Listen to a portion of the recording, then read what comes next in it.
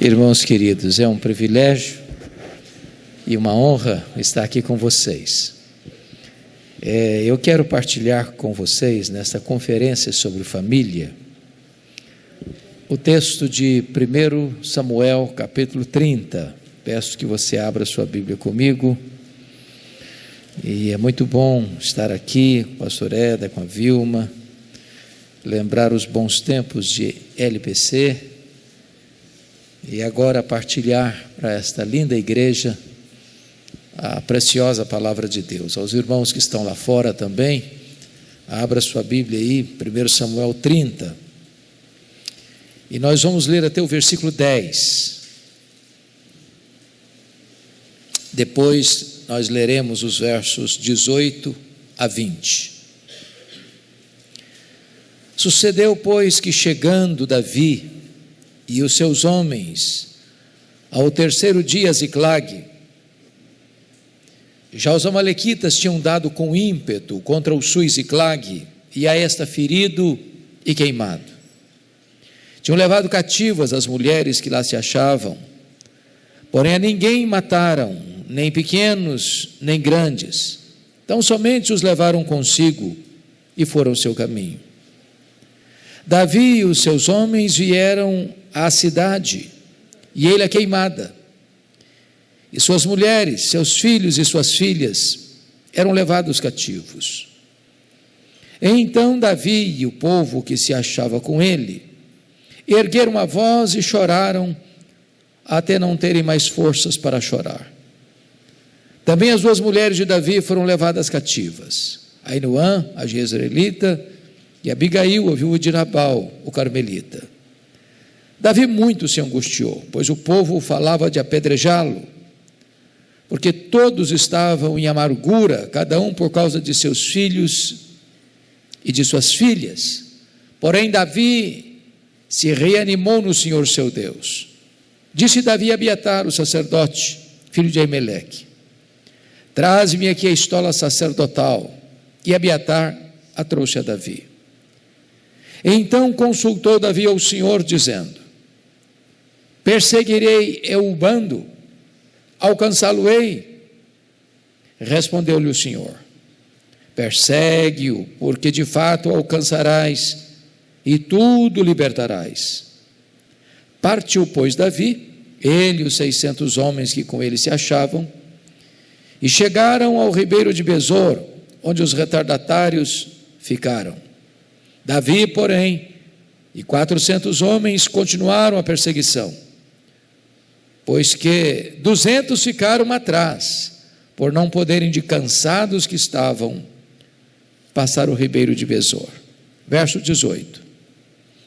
Assim Davi salvou tudo quanto haviam tomado os amalequitas. Também salvou suas duas mulheres.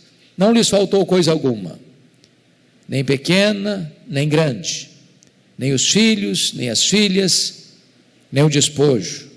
Nada do que lhes haviam tomado, tudo Davi tornou a trazer. Também tomou Davi todas as ovelhas e o gado, e o levaram diante de Davi, e diziam: este é o despojo de Davi. Amém. Tomando de volta o que o inimigo levou, é o tema que eu quero dar para esta mensagem. Esta passagem retrata uma grande crise familiar. O sogro quer matar o genro. O sogro é o rei Saul, o genro é Davi.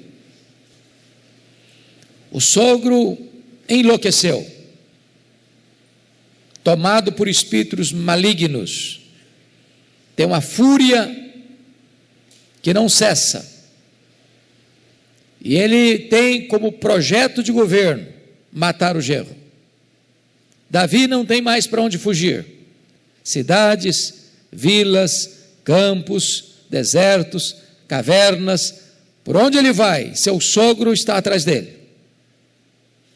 Quando Davi percebe que não tem mais jeito, ele busca asilo político entre os filisteus, arqui-inimigos de Israel. ele e os 600 homens que o acompanhavam, com suas respectivas famílias. Davi encontra graça aos olhos do rei Aquis, que o acolhe, o recebe e designa para ele a cidade de Ziclag como sua cidade refúgio. Neste ínterim, o rei Aquis declara guerra contra Israel e marcha com seu exército para enfrentar as tropas de Saul. A essas alturas, Davi era o escudeiro do rei filisteu. Enquanto eles marcham rumo à peleja, os príncipes filisteus disseram para o rei Aquis: Davi é um guerreiro, Davi é israelita. Se ele se voltar contra nós nesta guerra, sofreremos uma derrota acachapante. Ele não pode ir conosco, despede-o. A contragosto, o rei Aquis despediu Davi e seus homens. Quando eles retornam para a cidade de Ziclag, uma tragédia tinha acontecido.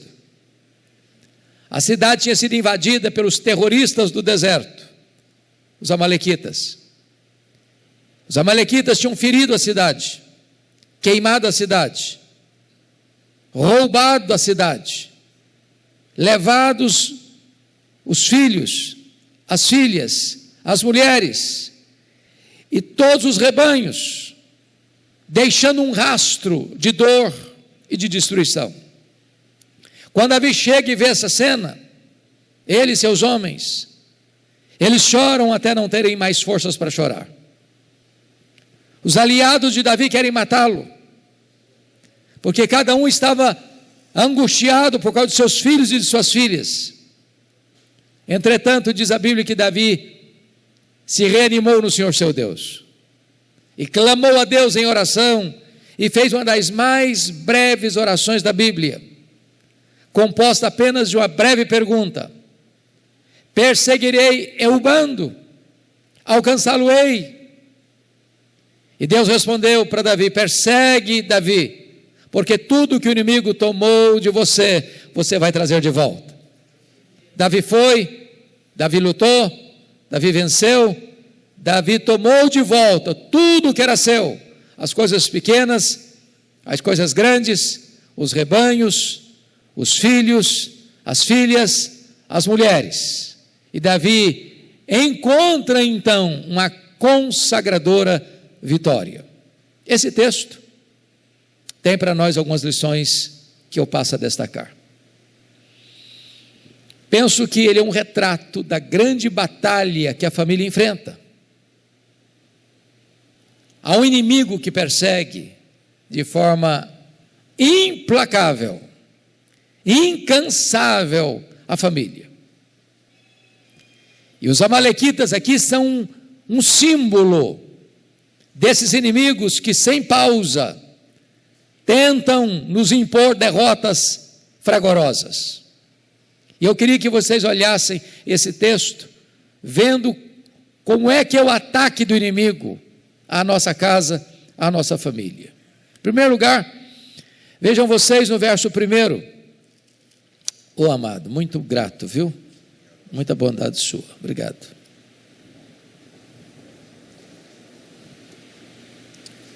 Está escrito assim: sucedeu, pois, que chegando Davi e os seus homens ao terceiro dia a Ziclag, já os amalequitas tinham dado com ímpeto. Pega essa palavra, dado com ímpeto, força, fúria, violentamente, para destruir, para massacrar, para arrebentar, para fazer um cenário de tragédia. E eu fico olhando, irmãos, a cena. Quantas famílias têm sido alvo e vítimas de ataques furiosos, implacáveis, impetuosos. Talvez o maior problema da sociedade contemporânea não é a pandemia, não é a guerra, não é o problema da economia, é o problema da família. Eu estava pregando há alguns anos em Vitória, numa casa,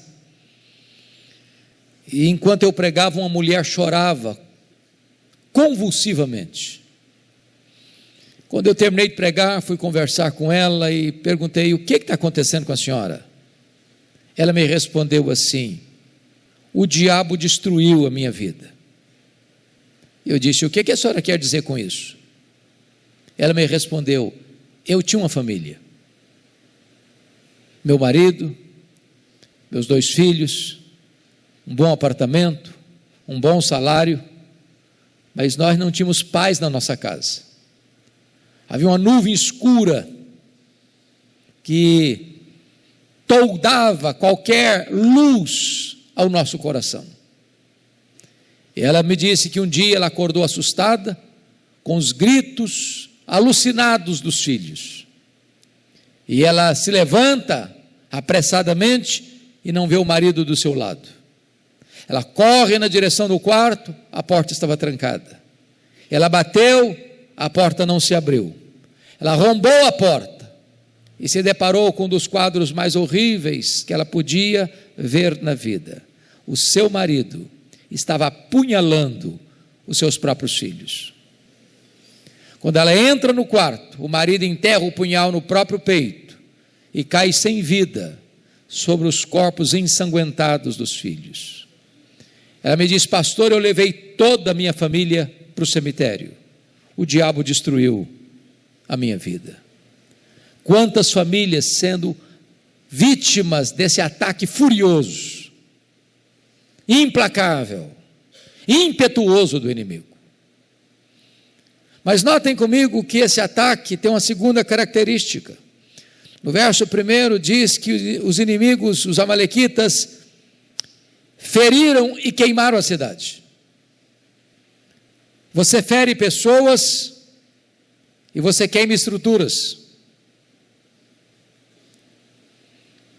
E eu quero apanhar esta figura: feriram as pessoas, feriram. Tem gente ferida na alma, gente ferida nas emoções, gente ferida desde a infância, gente machucada e amassada emocionalmente, pessoas que sofreram um abuso lá na infância e nunca superaram essa dor, feridas que ainda sangram, dores que ainda latejam, culpa que, como um chicote carrasco, não deixa a pessoa ter paz, pesadelos, tortura mental. Quantas pessoas que vivem esse drama ainda hoje? Eu estava há alguns anos num congresso de médicos e enfermeiras, médicos cristãos, enfermeiros e enfermeiras cristãs, para dar uma palestra, e uma enfermeira muito sorridente recebia aquele congresso. Depois da minha primeira palestra, ela me chamou à parte e me fez uma pergunta inusitada. Ela me perguntou assim: o senhor está vendo esse sorriso bonito que eu tenho? Eu disse: é claro, é impossível não ver. E ela me respondeu: pois esse sorriso é uma mentira. Por trás desse sorriso, eu carrego uma alma enferma, uma alma doente, uma vida machucada pelas dores e traumas do meu passado. Quantas pessoas feridas. Um dia um dos líderes da nossa igreja me procurou e disse: pastor, eu preciso muito que o senhor faça uma visita à minha mãe. O senhor não a conhece? A minha mãe tem quase 80 anos. Eu sou o filho mais velho. A minha mãe sempre foi uma mulher triste, depressiva. Já levamos em todo tipo de psiquiatra, médico, psicólogo que o senhor possa imaginar. Nunca ninguém conseguiu resolver o problema que ela tem na alma. O senhor podia orar por ela? Eu disse: eu vou. Quando eu cheguei naquela casa, aquela senhora estava sentada num sofá com semblante abatido, com olhar distante. Comecei a conversar com ela, por graça de Deus, ela disse aos seus filhos: eu quero ficar sozinha com o pastor. E quando eu fiquei sozinho com ela naquela sala, ela me olhou nos olhos e me disse: pastor, eu sofro há 60 anos. E eu perguntei: o que aconteceu? Ela me disse: eu traí meu noivo. Ele nunca ficou sabendo. Eu me casei com ele. E hoje eu sou viúva há muitos anos. Mas aquele pecado está tão vivo na minha memória como se eu tivesse praticado hoje de manhã. Eu não tenho paz. E eu vivo atormentada. Eu vivo numa masmorra emocional. E eu vivo debaixo do chicote da culpa. E eu confesso a vocês que eu chorei com aquela mulher. Por perceber que aquela mulher tinha vivido 60 anos num tronco, num pelourinho, num claustro, debaixo do chicote da culpa. E eu falei para ela da graça de Deus. E eu falei para ela do perdão que há em Cristo Jesus. E eu falei para ela que o sangue de Jesus podia purificá-la e libertá-la e quebrar aquelas algemas. E naquele dia, aquela senhora de quase 80 anos se rendeu aos pés do Salvador. A alegria brotou no seu rosto. Tive o privilégio de batizá-la, de acompanhá-la ainda há quase 10 anos. Mas estava há 60 anos ferida e machucada. Mas notem vocês, no versículo 2 e no versículo 3, que quando o inimigo vem para atacar e atingir, o alvo principal dele é a família. Porque o verso 2 diz que tinham levado cativas as mulheres que lá se achavam. Verso 3 diz: e suas mulheres, seus filhos e suas filhas eram levados cativos. Como um homem pode estar bem se sabe que a sua mulher está prisioneira nas mãos do inimigo? Como é que um pai e uma mãe podem estar bem se sabe que seus filhos e suas filhas estão prisioneiros nas mãos do inimigo? Há muitas prisões, há muitas algemas, vícios, pornografia, prostituição, infidelidade, mentira, idolatria, feitiçaria, rebelião.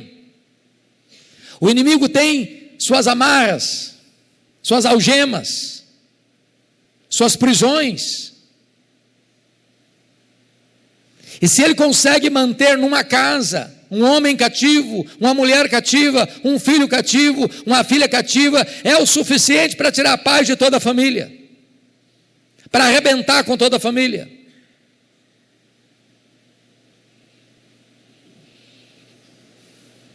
Certa feita, um homem da igreja trabalhava na área de música, aproximou-se de mim e disse: pastor, eu vim comunicar ao senhor que eu estou indo embora de casa. Estou deixando a minha mulher, estou deixando as minhas 2 filhas, estou deixando o meu trabalho com música, estou deixando a igreja, conheci outra mulher e quero viver essa aventura. Eu aconselhei, eu exortei, eu alertei, nada resolveu. Esse homem saiu de casa. A mulher tinha práticas de umbanda, e algumas vezes eu fui visitar aquele homem, tinha despachos aos demônios dentro da sua casa. Chegou a ponto de ir para cemitérios à meia-noite, fazer despachos. E eu falava, parecia que eu estava falando para a parede. Até o dia que eu contei para ele um caso, uma história que eu vivi na África do Sul. Lá na África do Sul, entre a tribo Zulu, há uma prática muito curiosa. Quando um rapaz começa a namorar com a menina, esse rapaz dá um lenço branco para a menina, para a moça. Se o namoro um dia vier a terminar, a moça precisa devolver o lenço branco para o rapaz. Se ela não devolve, ela está admitindo e até desejando ser possuída por aquele rapaz. E nós estávamos lá na missão Quaces-Abanto, quando um ex-namorado abusou de uma menina. A família levou o caso às autoridades, e a primeira pergunta que fizeram à menina foi esta: você devolveu o lenço branco? Ela disse não. E eles responderam: então não podemos fazer nada, essa é a nossa cultura, essa é a nossa lei. Eu disse para aquele homem: você precisa devolver o lenço branco. Passaram-se alguns meses, o telefone do meu gabinete pastoral tocou e era ele, e me disse: pastor, corre na minha casa, eu quero devolver o lenço branco. Eu corri para a casa dele. Quando eu cheguei, me assentei de frente a ele, este homem começa a tremer da cabeça aos pés, a sua roupa ficou encharcada, parecia que ele estava saindo de dentro de um rio. Eu sabia a natureza da luta espiritual que ele estava travando, e eu perguntei: você está pronto a devolver o lenço branco? Ele disse: pastor, eu preciso. Eu disse: então você vai pegar uma caixa, e tudo que tiver de feitiçaria dentro dessa casa, você bota dentro dessa caixa. E ele começou a trazer aventais, correntes, patuás, velas, e toda aquela quinquilharia. Eu disse: agora nós vamos levar para o quintal, vamos botar 1 litro de álcool aqui, jogar 1 litro de álcool aqui, essas coisas, e atear fogo e queimar, para dizer que você está rompendo com essas práticas, como aconteceu na cidade de Éfeso, que as pessoas convertidas queimavam seus livros de magia em praça pública. Peguei 1 litro de álcool, bebi tudo aquilo com álcool, ele pegou o palito de fósforo, riscou, e não pegou fogo. Riscou o segundo palito de fósforo, não pegou fogo. E ele deu uma gargalhada cavernosa e disse: não vai pegar fogo. E eu respondi: vai pegar fogo sim, em nome de Jesus, porque agora quem vai riscar o palito de fósforo sou eu. Eu risquei o palito de fósforo, o fogo pulou naquela caixa, e ele deu um grito desesperador e caiu desacordado aos meus pés. Eu clamei pelo nome de Jesus, e o Senhor o trouxe à consciência, com o coração quebrantado e arrependido. Estava prisioneiro nas mãos do inimigo. Há muitas pessoas cativas, de vícios, de hábitos, de pecados, que precisam ser libertos pelo poder que há no nome de Jesus. Mas uma outra artimanha, meus amados irmãos, do inimigo, está aí no versículo 6. Davi muito se angustiou, pois o povo falava de apedrejá-lo, porque todos estavam em amargura, cada um por causa de seus filhos e de suas filhas. O ponto aqui é que o inimigo não só vem e faz um estrago na família, mas ele joga uns contra os outros. O marido acusa a esposa acusa o marido, os pais acusam os filhos acusam os pais, irmãos entram numa guerra fratricida. E essa é uma artimanha do inimigo. É preciso dizer que o seu problema não é o seu marido, não é a sua mulher, não é a sua sogra, não é seu sogro, não são seus filhos. A nossa luta não é contra carne e sangue, mas contra principados e potestades, contra dominadores deste mundo tenebroso, contra forças espirituais do mal nas regiões celestes. Não adianta brigar, não adianta discutir, não adianta alterar a voz. Essa batalha não se trava com armas carnais, mas com armas espirituais poderosas em Deus para destruir fortalezas e anular sofismas. Mas então, quero apontar uma última coisa que acontece quando o inimigo ataca a família. Está lá no verso 16, nós não chegamos a ler, Vamos ler agora. E descendo guiou, e eis que estavam espalhados sobre toda a região, comendo, bebendo e fazendo festa por todo aquele grande despojo que tomaram da terra dos filisteus e da terra de Judá. Depois que os amalequitas invadiram Ziclag, queimaram Ziclag, feriram Ziclag e levaram cativos os filhos, as filhas, as mulheres e os rebanhos, eles estão acampados, fazendo festa, celebrando. Parece-nos que o inimigo celebra toda vez que ele impõe uma derrota sobre o povo de Deus. A grande pergunta nesta noite é: onde a nossa vida está produzindo ou provocando festa? No arraial de Deus ou no acampamento do inimigo? Me permita ilustrar isso. Acho que todos vocês conhecem a história de Sansão. Sansão foi o único juiz de Israel que fez carreira solo. Seu nascimento foi um milagre, sua vida foi um portento, sua morte foi uma vergonha. A Bíblia diz que ele era nazireu desde o ventre, consagrado ao Senhor, cheio do Espírito Santo. E a Bíblia diz que um nazireu não podia fazer 3 coisas: ele não podia tocar em cadáver, ele não podia beber bebida forte, bebida alcoólica, e ele não podia cortar o cabelo. Diz a Escritura que um dia o Sansão caminhava com seu pai, e ele viu uma moça filisteia, inimiga do seu povo, que oprimia o seu povo, e disse para o seu pai: papai, eu quero aquela moça para mim. O pai disse: meu filho, mas há tantas moças em Israel, essa moça é do povo que oprime a nossa gente. E ele respondeu para o pai: eu quero esta, porque só desta eu me agrado, não quero papo, não quero conversa. Me permita uma pergunta.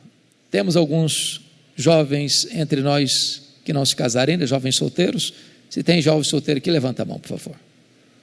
Temos alguns. Ok, obrigado. Não importa a idade que você tem, escute o que eu vou lhe dizer. Eu sou pastor há 40 anos. Eu nunca vi um rapaz e uma moça que na área de namoro tenha desobedecido pai e mãe, que tenha sido bem sucedido.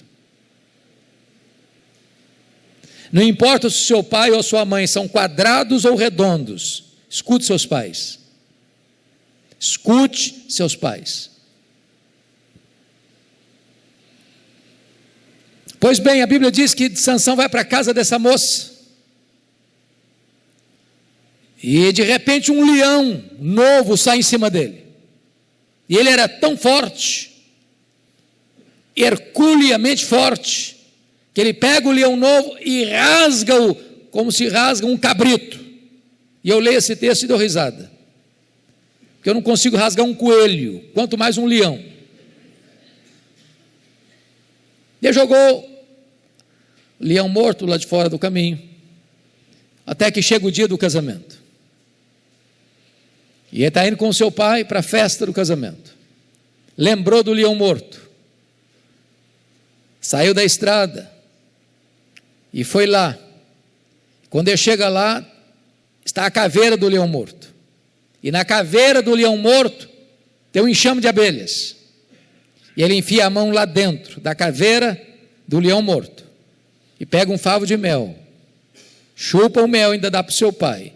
Quebrou ali o primeiro voto de consagração. Ele não podia tocar em cadáver. Ele procurou prazer na podridão, ele procurou doçura naquilo que era pecado. Ele não levou seu pacto de consagração a Deus a sério. Diz a Bíblia que ele vai para a festa do casamento, e Juízes informa que ele deu uma festa igual a dos outros jovens, porque ele não quis ser diferente dos moços daquela época. Certamente uma festa regada a bebida alcoólica. E aqui ele quebra o segundo voto, porque ele não teve peito, coragem, de dizer: eu sou consagrado a Deus, minha festa tem que ser diferente. Eu não participo desse tipo de festa, porque eu sou um homem consagrado ao meu Deus. Notinha de rodapé. Eu tenho rodado o Brasil, e eu confesso a vocês que às vezes eu me sinto triste e até envergonhado de ver as festas que o povo de Deus tem realizado, sobretudo nas festas de casamento. Você tem uma cerimônia belíssima no templo, com músicas de adoração a Deus, e sai do templo e vai para um cerimonial, e lá o pau quebra. A música que rola lá não tem nada a ver com Deus mais. Bebida alcoólica se serve todas. As luzes se acendem e o povo de Deus cai na pista de dança e volta para casa com as pernas bambas, bêbados. Ou nós botamos o pé no freio, ou a igreja se seculariza,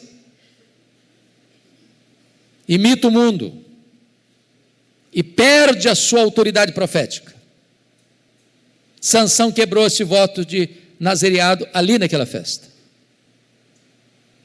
A festa foi tão trágica, porque ele começa a brincar, além de quebrar o voto.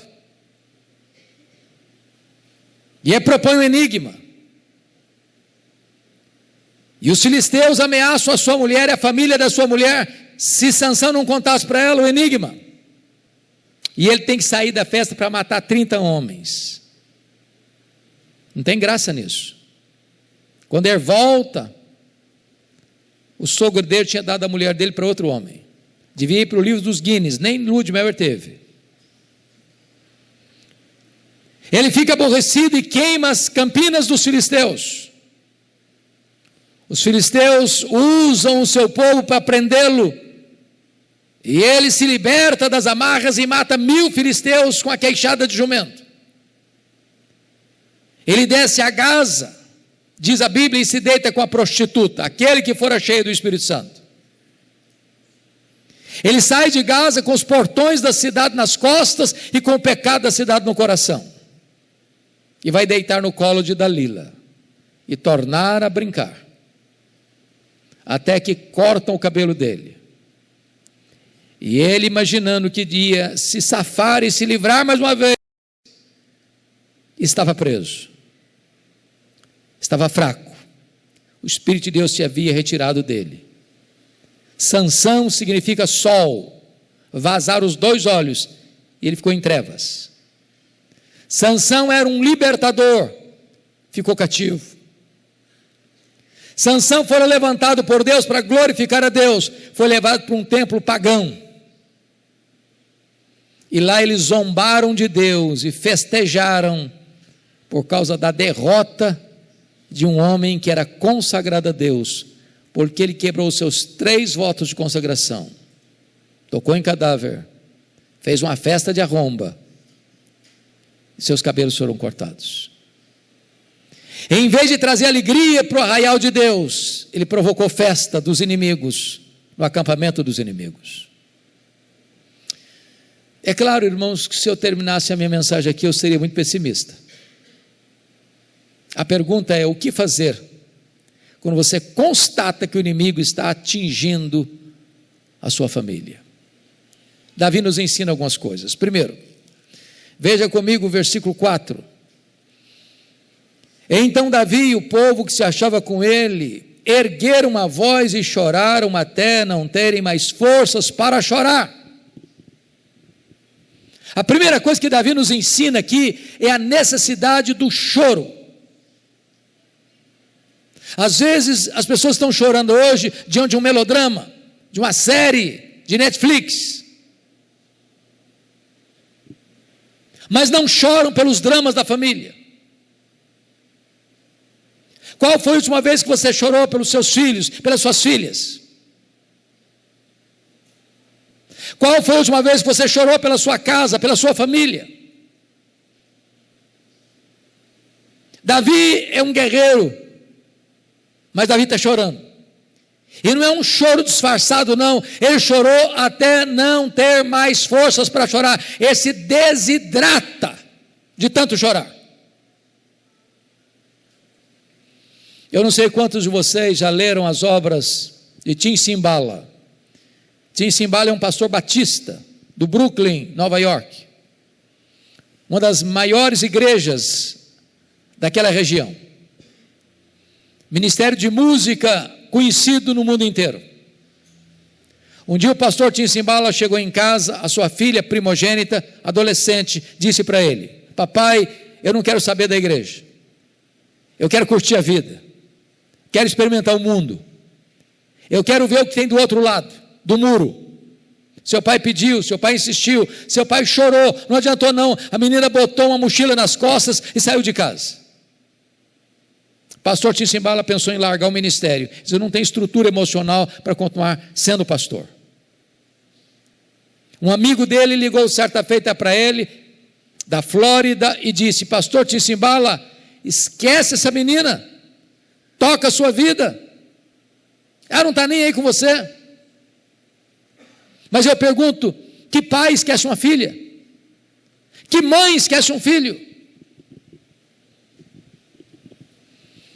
Numa determinada noite de vigília na igreja, pastor Tim Cymbala diz que uma irmã se levanta e diz assim: pastor Tim Cymbala, a nossa igreja nunca levantou um clamor em favor da sua filha.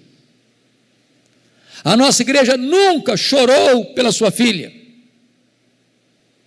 Ele diz que naquela noite de vigília, todos os crentes deram as mãos e fizeram um grande cordão de isolamento ao redor dos bancos. E ele diz que aquele templo transformou-se numa sala de parto, de dores, de soluços, de gemidos.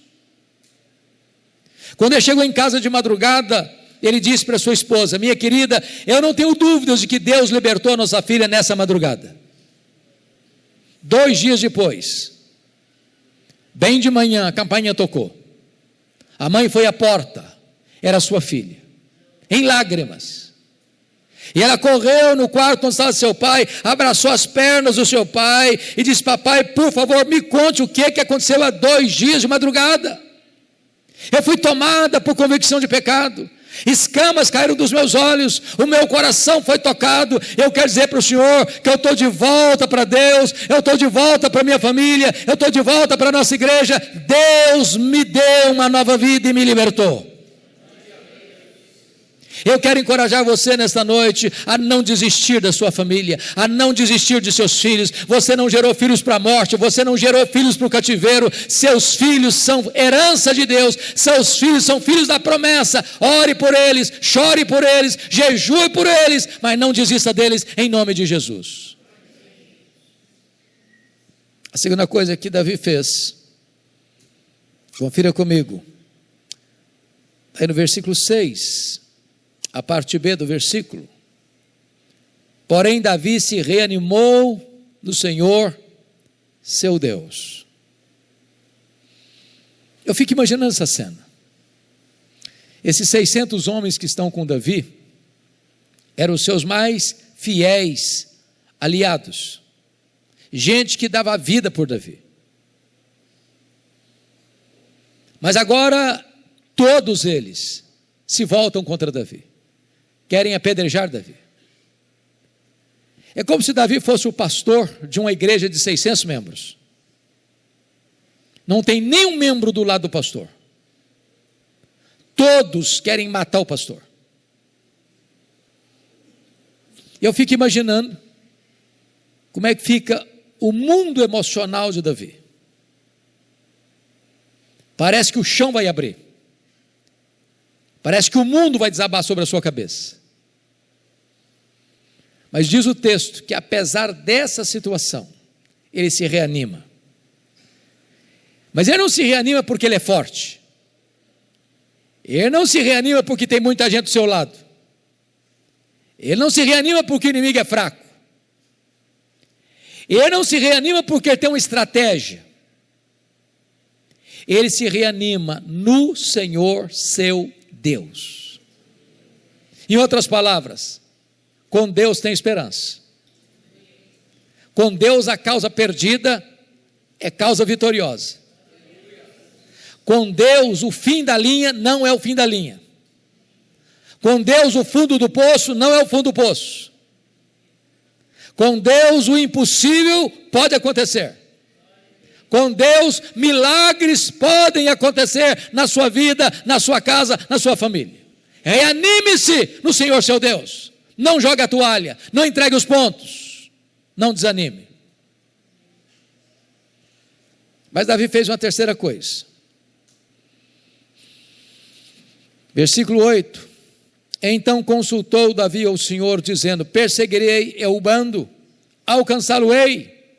Prestem atenção, irmãos, Davi não reage com bravatas.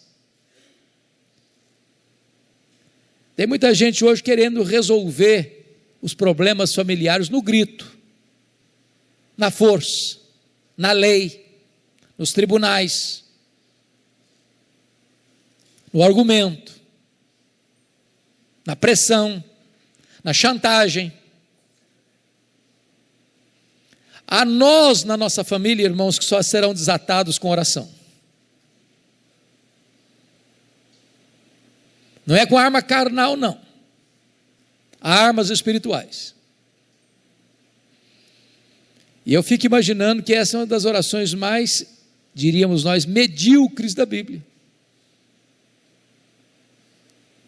Perseguirei eu o bando, alcançá-lo-ei, em nome de Jesus, amém.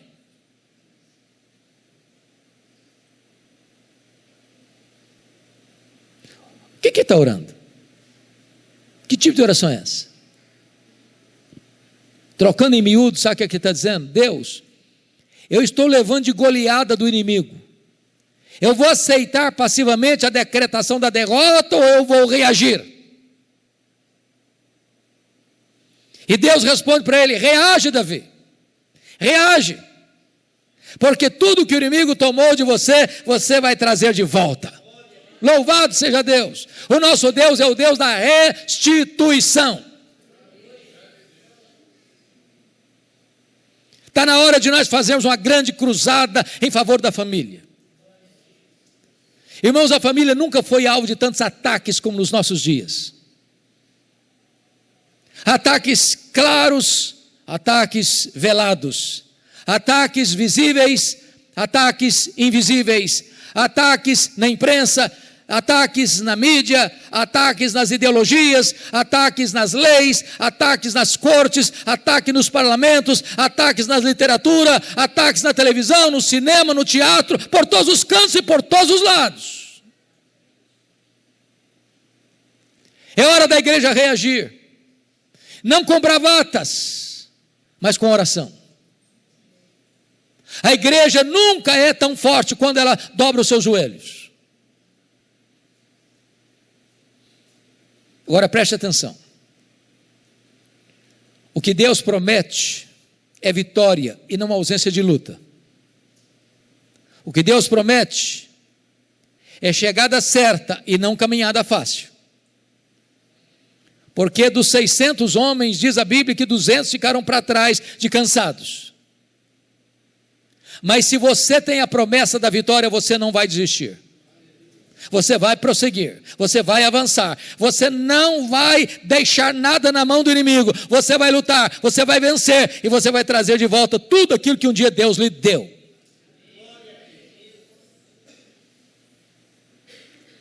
Diz a Bíblia que Davi foi, que Davi lutou, que Davi venceu, que Davi tomou tudo de volta, as coisas grandes, as coisas pequenas, os filhos, as filhas, as mulheres, os despojos, tudo Davi tornou a trazer.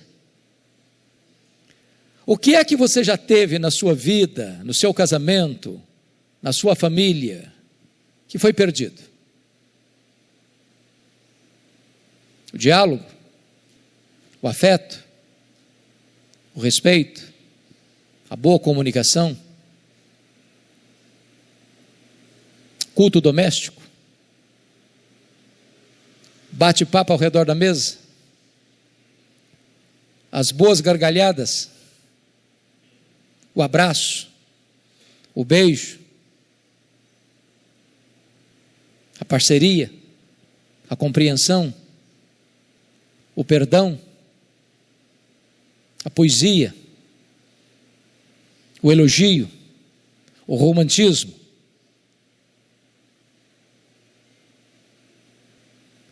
O que você hoje precisa tomar de volta, que foi saqueado pelo inimigo?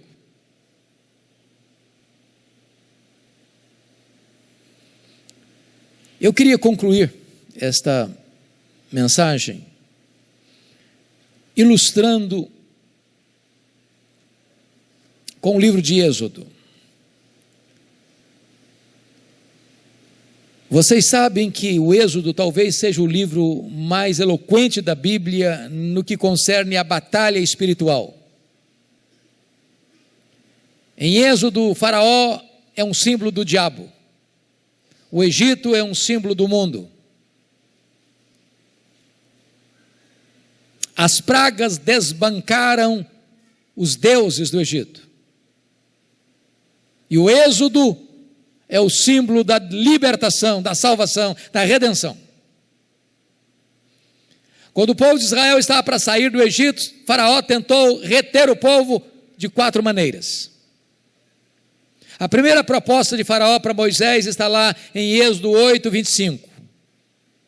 Não é preciso sair não, levante altares no Egito mesmo, sirvam a Deus aqui mesmo. Você quer ser crente? Não tem problema não, mas também não precisa mudar de vida. Você pode ser crente e continuar com a sua vida, do mesmo jeito, sem mudar nada. Moisés diz, não, o Senhor está nos tirando da escravidão para a liberdade, nós vamos embora, aqui não é nosso lugar, aqui é terra de escravidão. Aí o faraó partiu para a segunda proposta, capítulo 8, versículo 28. Tá bom, vocês podem ir embora, mas não vá muito longe não, fique aqui por perto, vamos ser bons vizinhos. Quando você sentir saudade do Egito, faça um turismo por aqui. É a ideia de que você pode ser crente, mas desfrutar de tudo que o mundo lhe oferece ao mesmo tempo. Você curtir as duas coisas ao mesmo tempo. Um pé lá e outro cá. Moisés disse, não, nós vamos embora. Aqui não é nosso lugar, e nós não queremos ser bons vizinhos não, nós estamos indo para a terra prometida. Aí o faraó partiu para a terceira proposta. Está lá no capítulo 10, versos 10 e 11. Tá bom, os cabecinhas brancas podem ir embora. Os filhos ficam, os jovens ficam. Vocês servem a Deus, os filhos de vocês servem ao Egito. Essa é uma proposta sedutora, que tem sido um laço para tanta gente. Tem gente que ainda acha que jovem tem que curtir a vida e que a vida curte ela no mundão. Eu preciso lhe dizer que o lugar de curtir a vida é na presença de Deus, é na casa de Deus, porque só na presença de Deus tem plenitude de alegria. Moisés diz, não, os nossos filhos vão conosco. Aí o faraó partiu para a quarta proposta. Tá bom, vocês servem a Deus, mas os rebanhos ficam. Vocês servem a Deus, o dinheiro de vocês serve ao Egito. E a resposta de Moisés é emblemática. Moisés respondeu assim, faraó, você quer os nossos rebanhos? Pois nem uma unha ficará no Egito. Até hoje, eu não sei para que serve uma unha, deve servir para alguma coisa. Mas Moisés está dizendo para faraó assim, faraó, tudo que Deus nos deu vai estar a serviço de Deus, nada vai ficar no Egito. Minha palavra para você hoje é esta, o nosso Deus é o Deus da restituição, E está na hora de você tomar de volta tudo aquilo que o inimigo levou. Hoje é dia de restauração. Hoje é dia de restituição. Hoje é dia de tomada de decisão. Hoje é dia de sair do Egito e botar o pé na estrada rumo à terra prometida. Vamos ficar em pé e vamos orar.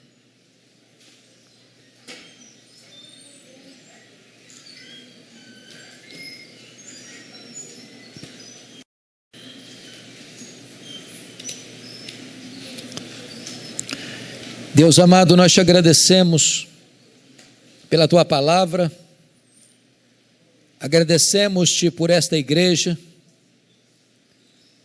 agradecemos-te pelas igrejas aqui representadas, agradecemos-te pelos nossos queridos e ilustres visitantes, agradecemos-te por este congresso, por esta conferência de avivamento da família. Agradecemos-te pela vida do pastor desta igreja e de sua liderança.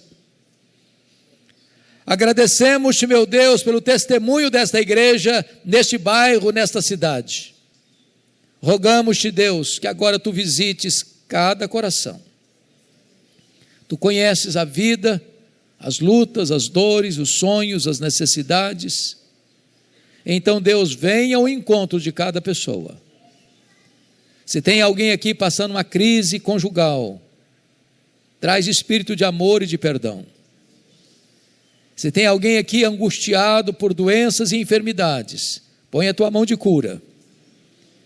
Se tem alguém vivendo um drama com os filhos, restaura, renova, liberta, salva, faz tudo novo, Senhor. Se tem alguém aqui pensando em divórcio, em desistir do casamento, que agora tu dês a este coração a disposição de lutar pelo seu casamento. Se tem alguém aqui prisioneiro do vício, da pornografia, da prostituição, da impureza, oh meu Deus, liberta, perdoa, salva, restaura, em nome de Jesus. Que seja uma noite de restituição, que seja uma noite de libertação, que seja uma noite de cura, que seja uma noite de recomeço na tua presença. Em nome de Jesus, amém. Povo amado de Deus, que a graça do Senhor Jesus Cristo, que o insondável amor de Deus, o nosso Pai, que a comunhão, que a alegria e que o poder do Espírito Santo sejam sobre vós e sobre todo o povo de Deus, agora e sempre. Amém.